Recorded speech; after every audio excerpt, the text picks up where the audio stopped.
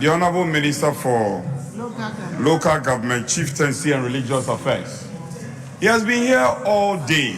He has been here all day. And he's a former, in fact, he's a former leader in this house. I've seen the deputy ministers, they are here. Deputy Minister for Defense, I've seen the Deputy Minister, Attorney General and his deputies is here. But on this occasion, please, we want Ahmed. No, we won't agree. Whatever you say, we are determined to take motion 10. Yes, let's go and take motion 10. Why do you want to leave Ahmed out? No, Speaker, I don't know if the front bench, they have a problem with Ahmed. Ahmed has been here all day. Oh, you don't like him? You don't like him. Let's take his motion.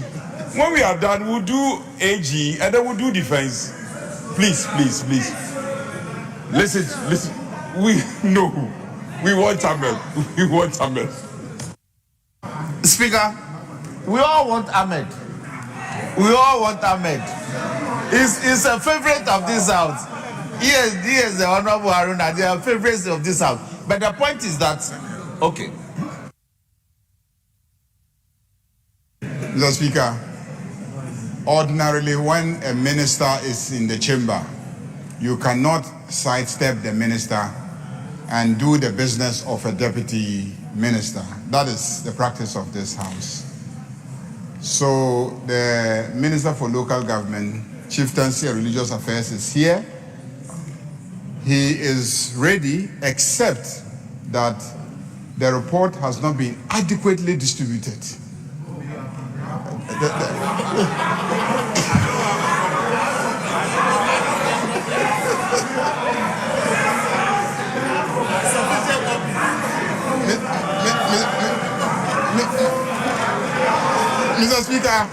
Mr. Speaker, for the purposes of this house, adequate distribution happens when the report has been loaded onto the console. Sufficient copies is considered to have been made available when it is loaded on the console.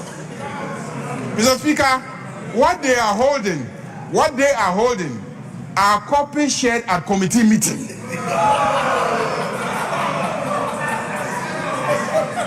But the final copy has not been loaded on the console. So let's pay attention to the console.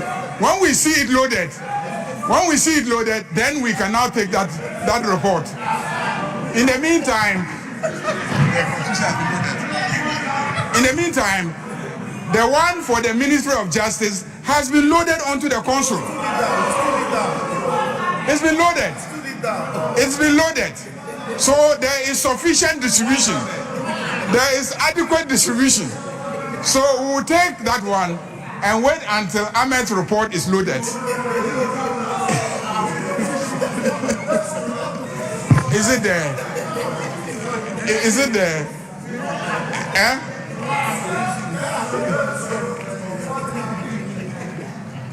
Honorable members, to calm down. We take that for Attorney General. To calm down, whether we should take Attorney General or Ministry, kindly indulge me to acknowledge the beautiful dressed students from Zabzugu. Motion number 14 on page 11 of the order paper. Very well. We also have presentation of papers. Why don't you let him present the papers before we take the motion? No, he's here. Item 9 on the normal. He's here. You let him lay it. Okay, that's fine. All right. So, honorable members, let's turn to page 11, item 14, motion. Let me invite the Minister for Justice and Attorney General. Now we have the deputy to do the honors in moving the motion. Thank you very much, Mr. Speaker. Mr. Speaker, I move that this House take motion number 14. I so move, Mr. Speaker. Thank you very much. Where's the chairman? Honorable Shaibu.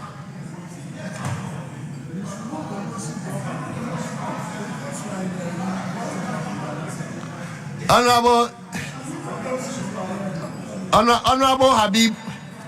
Mr. Speaker, Mr. Honorable Speaker, Habib, I sitting here as the speaker has noted the motion that has been moved, and I think it has been moved rightly.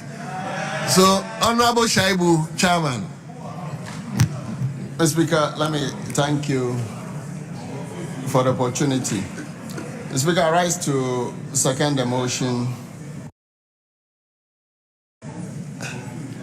numbered 14 on today's order paper on page 11. Mr. Speaker, that this Honorable House approves the sum of 20,413,271 Ghana cedis for the services of the Right to Information Commission for the year ending 2026. Mr. Speaker, in doing so, may I present the committee's report. Mr. Speaker, I'll just touch on two key things, and then I have able lieutenants who may speak to it afterwards. Mr. Speaker, the first has to do with your committee met on the 27th, and the first has to do with CAPEX. CAPEX was not provided for in the 2026 budget, and the commission is a bit challenged in terms of its CAPEX. So, Mr. Speaker, the committee recommends that in the mid-year budget review, the Minister of Finance should consider providing CAPEX for the commission so that it can carry on with its activities. I so submit, Mr. Speaker. Thank you. Thank you very much.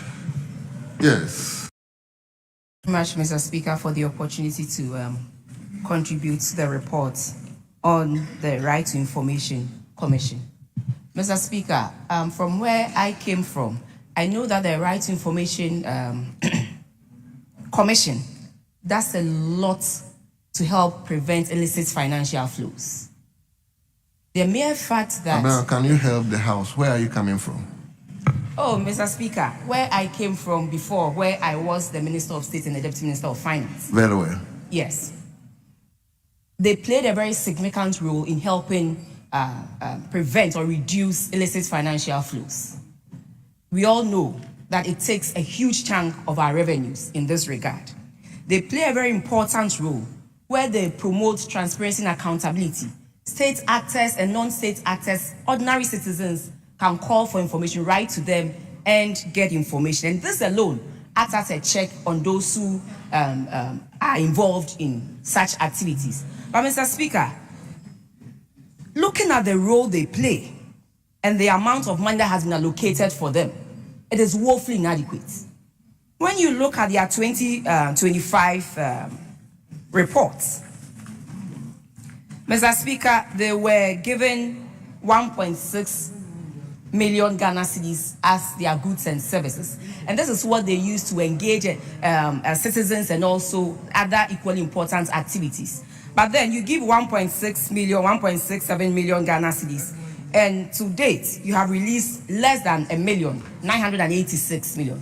Just 58% of that. How do you expect them, to work efficiently? Mr. Speaker, when you look at their report on page 3, it also says that they have forged partnership with quite a number of people to help promote what they do. Mr. Speaker, partnership with Star Ghana, GIZ, the European Union, and other foreign partners. But you ask yourself, they are doing a very important job for our country. So why don't we commit so much to help them achieve their objective, but rather we expect foreign donors to help them do their work. Is this a matter of misplaced priority or what, Mr. Speaker? Because I know the quantum of illicit financial flows that this country loses. And so the mere fact of their presence alone and what they can do and their mandate alone helps reduce this. And so I believe the Minister for, I saw my colleague, Honorable Ampim here. So if you can speak to your minister and to make sure they are funded adequately.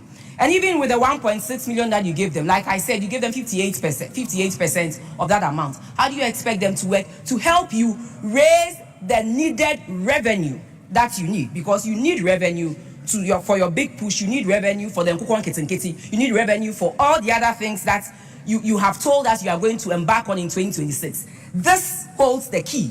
And so I expect you to do better. Mr. Speaker, again, when you go to their reports, we all know that this year government increased salaries by 9%. And last year they were given 15.7 million as part of their compensation. And so 9%, it should come to around 17.3. But what do we see in their budget for compensation? Mr. Speaker, it is 16 point something million. Clearly, from the onset of this budget, they are adequately funded for their compensation.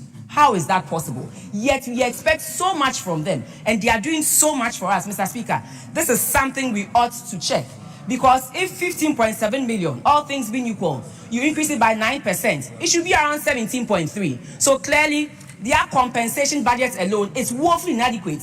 They will come back to this house and we will complain that they have gone over and above their compensation budget because the minister refused to give them what is needed. This is not we asking for more, but clearly if you have 15.7 million as your 2025 compensation amount and government has increased salaries by 9%, 16.7 shouldn't be, 16.9 shouldn't be what they should be allocated for compensation, but rather 17.3 million.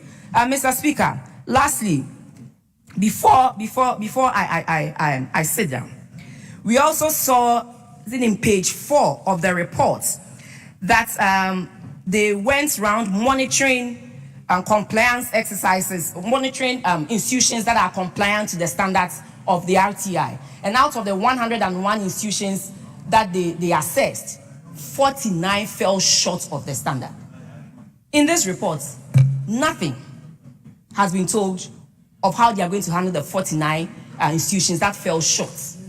It is not just a matter of engaging, but we also want to see enforcement such that when people fall short, there should be sanctions or penalties to help them, or even, a system where you can bring them back to track. Mr. Speaker, there's nothing like that in this report.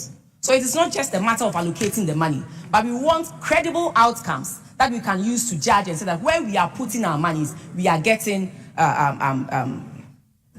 good feedback, or we are getting something that we believe will help strengthen our institutions in this country. So, Mr. Speaker, I would urge the Minister for Finance to look at the compensation budget again, and also at least if you claim you are giving them their goods and services, adequately fund them.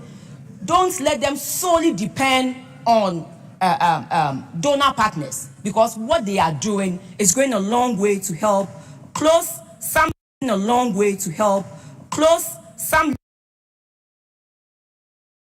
leakages somewhere for us and also increase our revenue.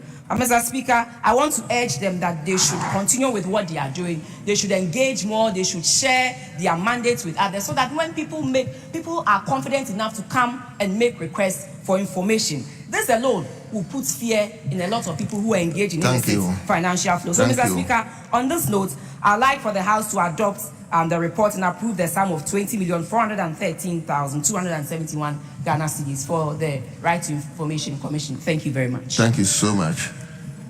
Yes, let me. I'm inclined to give it to the minister. Okay, Minister, hold on. Let me give it to Akwesimen team. Yeah. Thank you very much, Mr. Speaker. Mr. Speaker, I rise to support the call for the approval of the budget for the Right to Information Commission. Mr. Speaker, going through the report